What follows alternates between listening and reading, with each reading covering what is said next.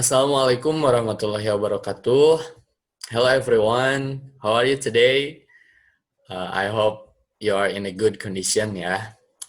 Now, uh, welcome back with me, Mr. Raka. We are in the second meeting ya. In this occasion, we would like to learn about the same material with the previous one, but it has a little bit differences with the previous one. If in the previous one we learned about written formal invitation, now we are going to learn about spoken formal invitation. Jadi kita akan belajar mengenai spoken formal invitation ya.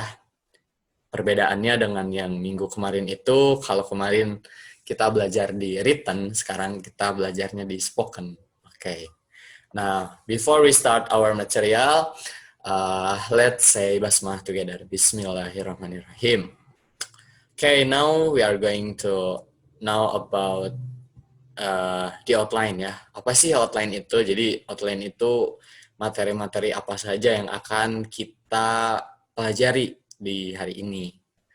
Okay, we are going to know about written versus spoken formal invitation. Jadi kita akan mengetahui apa sih perbedaan dari written dan juga spoken formal invitation.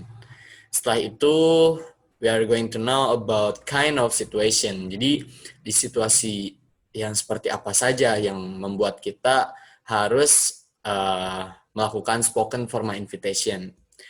And then some expression to invite.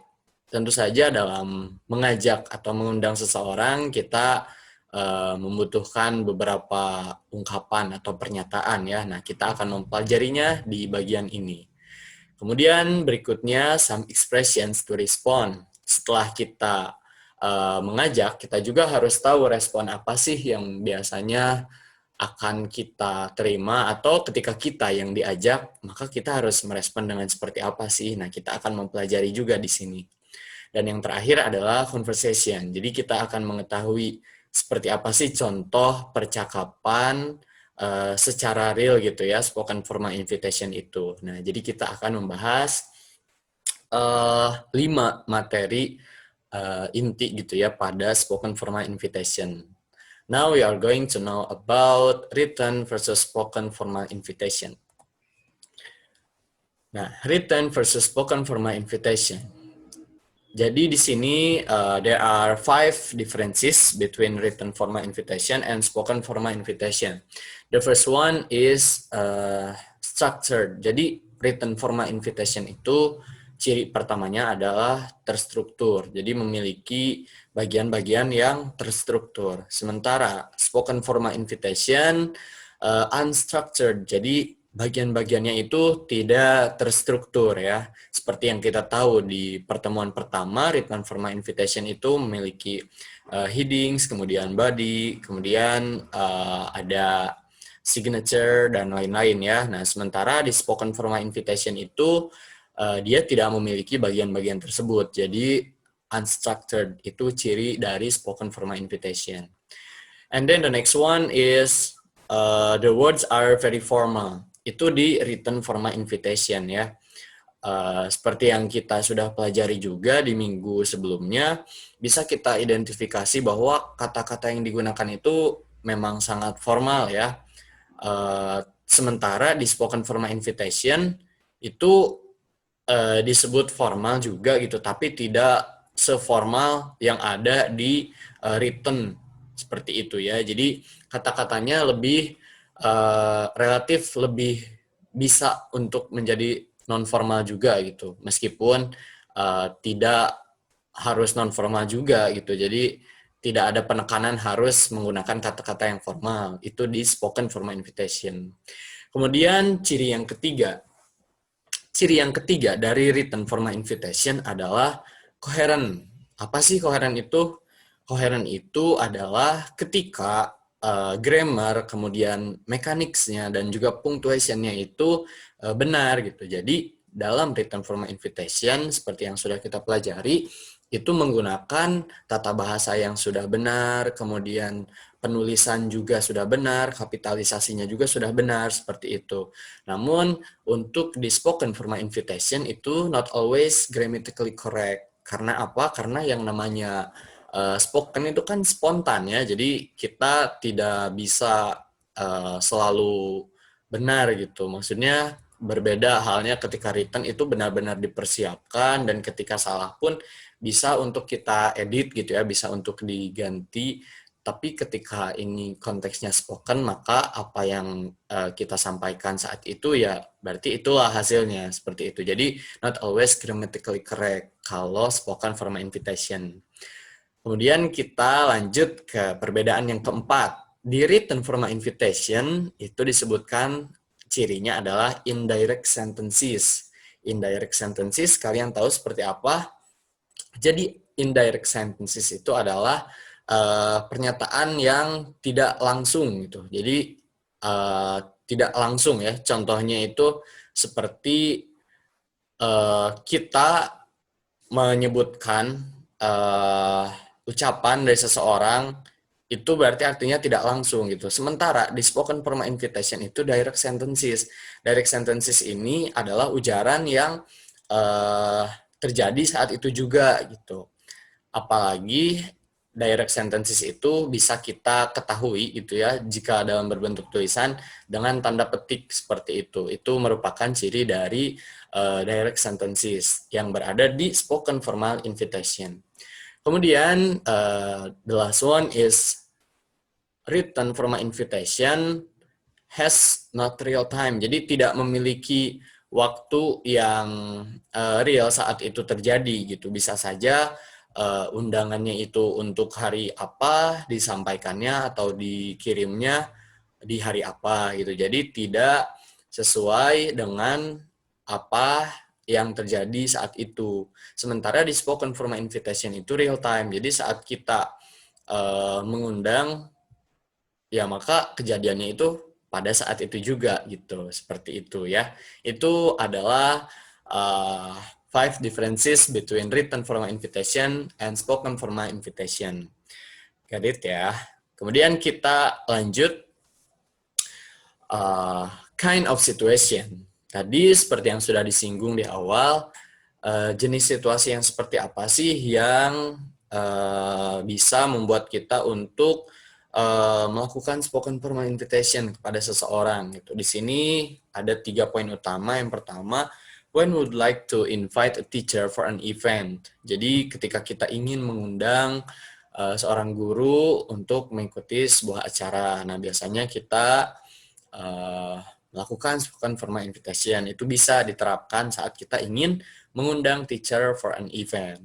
Kemudian yang kedua, when we would like to invite our senior or boss. Nah, ini pun sama berlaku spoken formal invitation.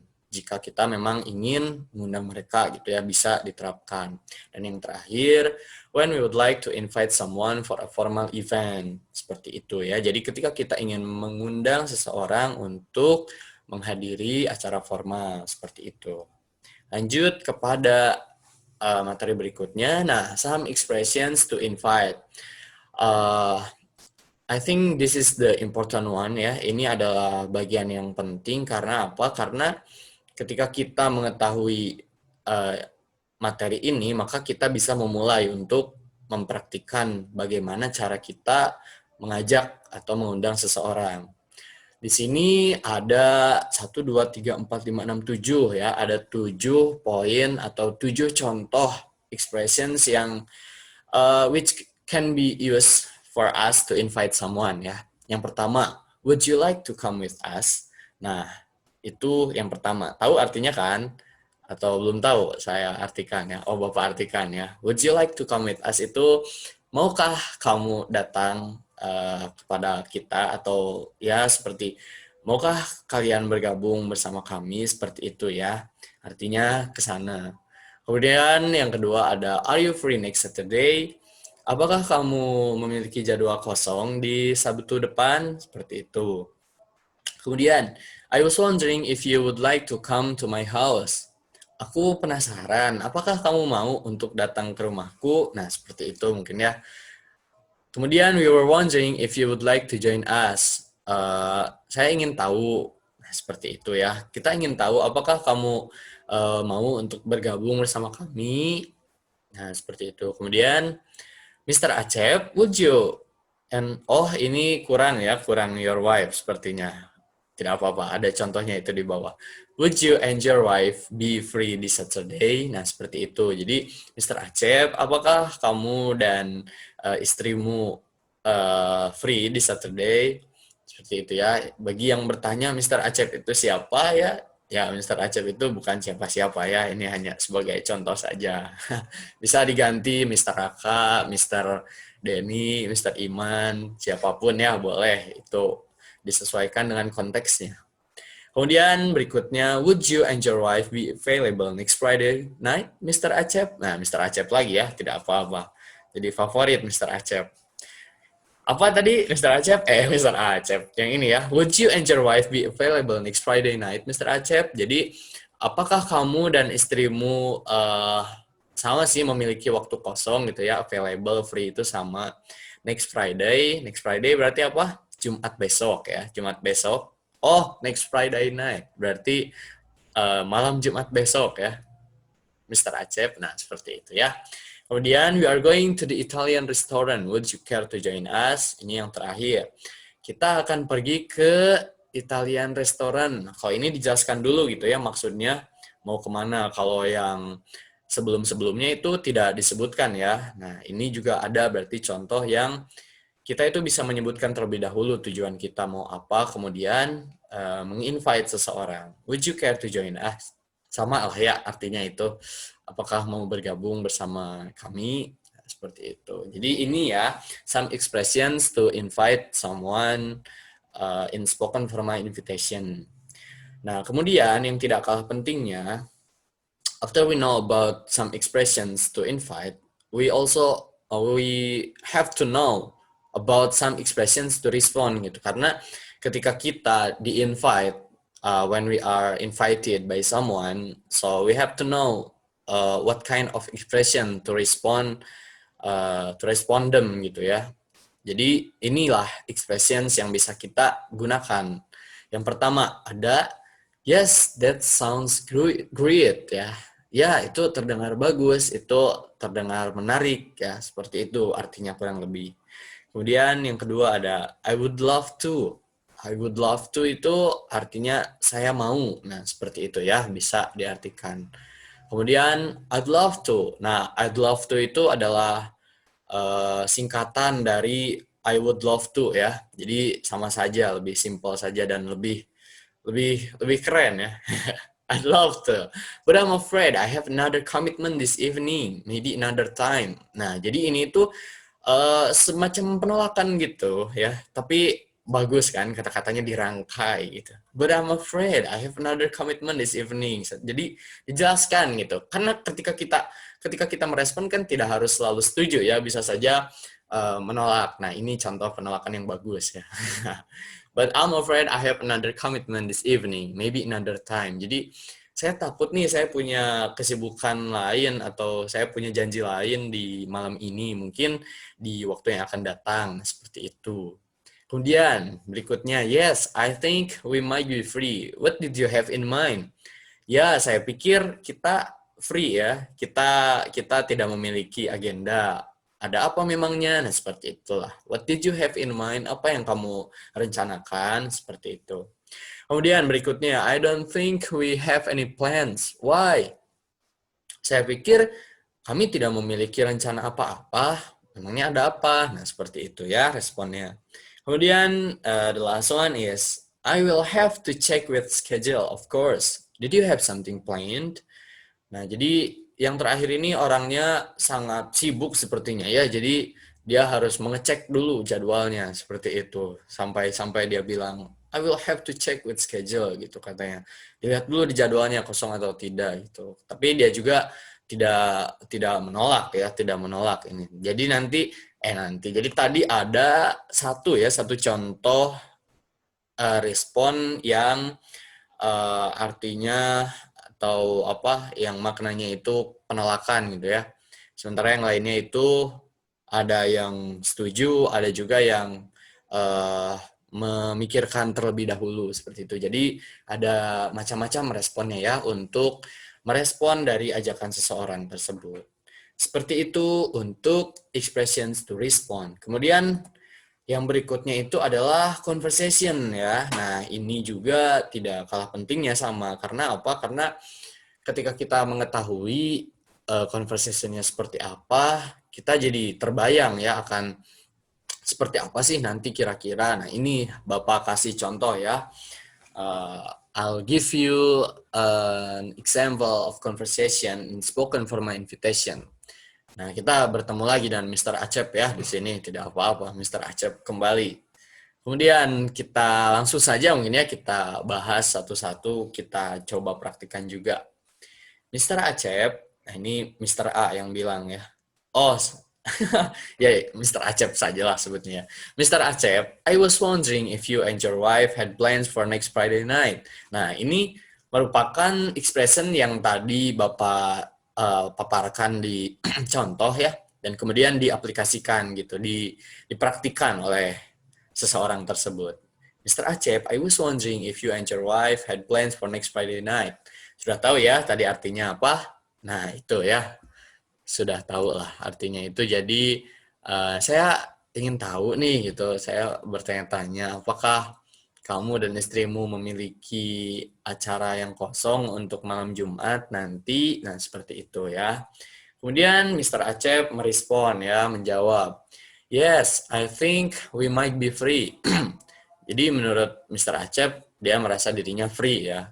What did you have in mind? Nah, ini juga sama yang tadi ada di example ya.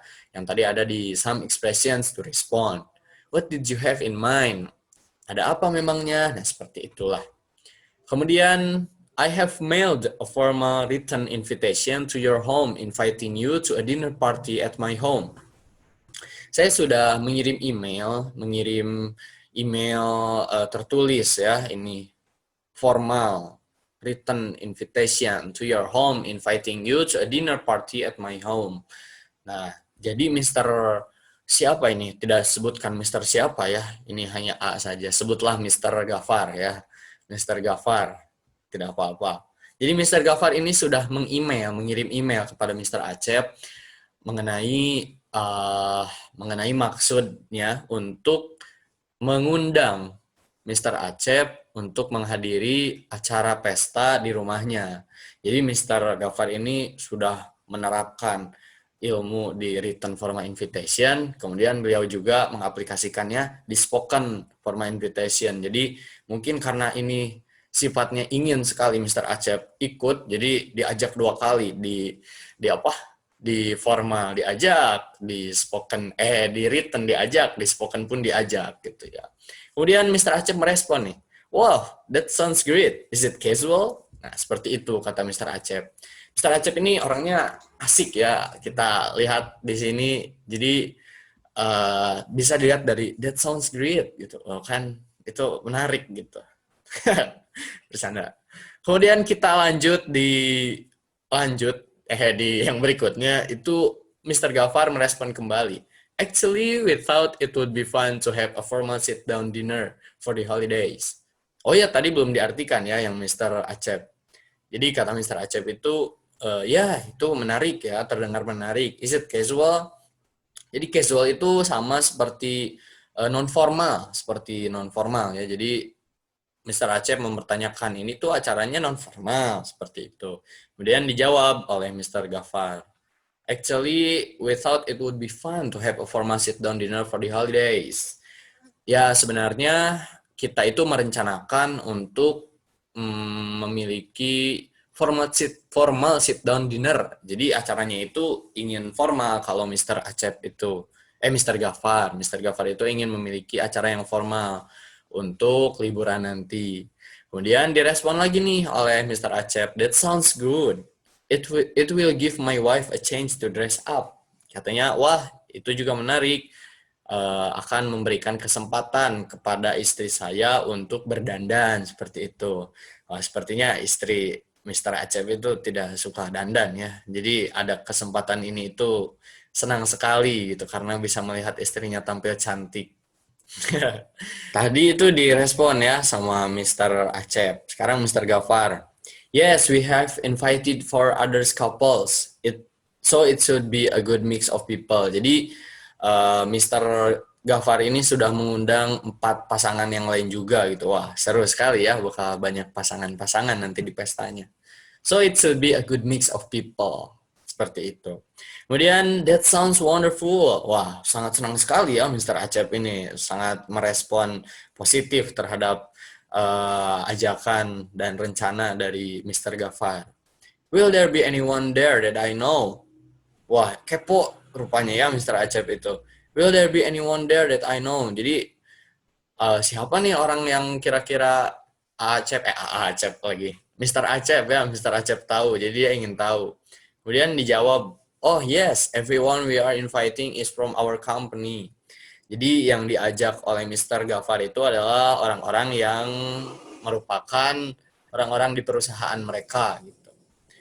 Kemudian direspon, great, I will look forward to it. We will make sure and check the mail for our invitation. Nah, jadi sangat-sangat menunggu dan sangat-sangat tertarik ya Mr. Acep ini dengan ajakan dari Mr. Gafar. Nah, seperti itulah contoh dari conversation yang bisa kalian coba juga ya, yang bisa kalian aplikasikan ini mengenai ajakan tentang dinner party. Ya, seperti itu. Kalian pun bisa melakukan conversation dengan tema yang kalian mau, misalkan mengajak seseorang untuk pergi berlibur, atau misalkan mengajak seseorang untuk memiliki pesta ulang tahun, seperti itu ya. Jadi banyak contoh-contoh yang bisa kalian buat untuk spoken formal invitation ini. Seperti itu. Nah, untuk materi kita sudah sampai di ujung ya, sudah tiba di akhir materi. Kemudian ada tugas untuk kalian ya. Mudah kok tugasnya. Tugasnya itu apa? Nah, tugasnya bisa dicek ya di Google Classroom, nanti ada penjelasannya, tapi Bapak sedikit jelaskan juga di sini.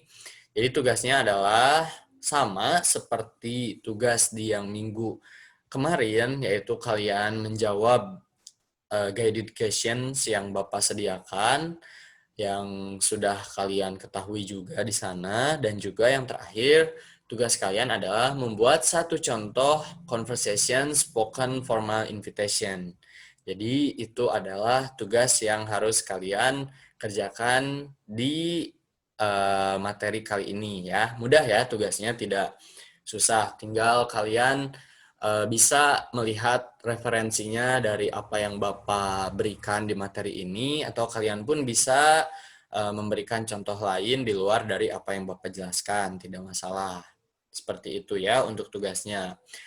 So, if you have something to ask to me, yeah, you can call me or you can text me in WhatsApp or in WhatsApp group. Ya, it depends on you, tidak masalah. Mau di WA group, mau PC ke Bapak juga tidak apa-apa ya. Kita diskusi di grup WA. Kemudian untuk tugasnya dikumpulkan di Google Classroom ya, seperti minggu kemarin sama. Ya, seperti itu mungkin. That's all the material about spoken formal invitation. I hope it's clear enough for you. I hope you are getting a new knowledge from this. So I hope this can be something useful for us. Yeah. Thank you for the attention.